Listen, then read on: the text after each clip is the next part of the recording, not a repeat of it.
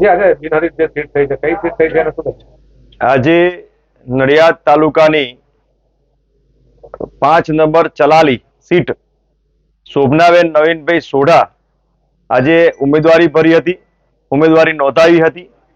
આજે એની સામે કોઈ પણ ઉમેદવારી કરી નથી, એટલે શોભનાબેન આજે બિનહરીફ થયેલા છે, તો એમને હાર્દિક શુભકામનાઓ પાઠવું છું. અને અમારા જિલ્લાના સંગઠનના પ્રમુખ એવા નૈનાબેન પટેલ અને પ્રભારી શ્રી રમેશભાઈ દેસાઈ એ બધાએ શુભકામનાઓ પાઠવી છે.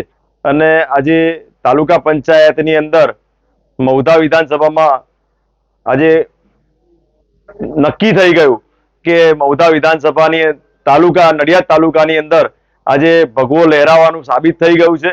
આજે કોંગ્રેસ એક બી ઉમેદવાર ઊભું કરી ના શકી, એટલે નક્કી થયું છે કે આજે અમારા નડિયાદ તાલુકાની અંદર મહુધા વિધાનસભાની 15 સીટોનું આજે ભગવો લહેરાવાનું સાબિત થઈ ગયું છે.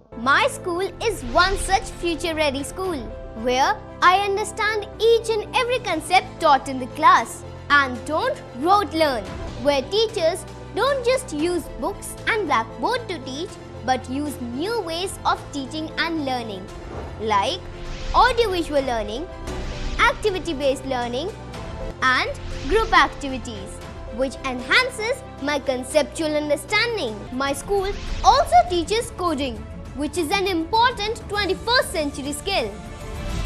Not just that, I get an opportunity to showcase my skill on a national platform. And with all this, I acquire important skills that make me future ready and confident. Would you also like to know where is my future ready school? Visit now and see for yourself.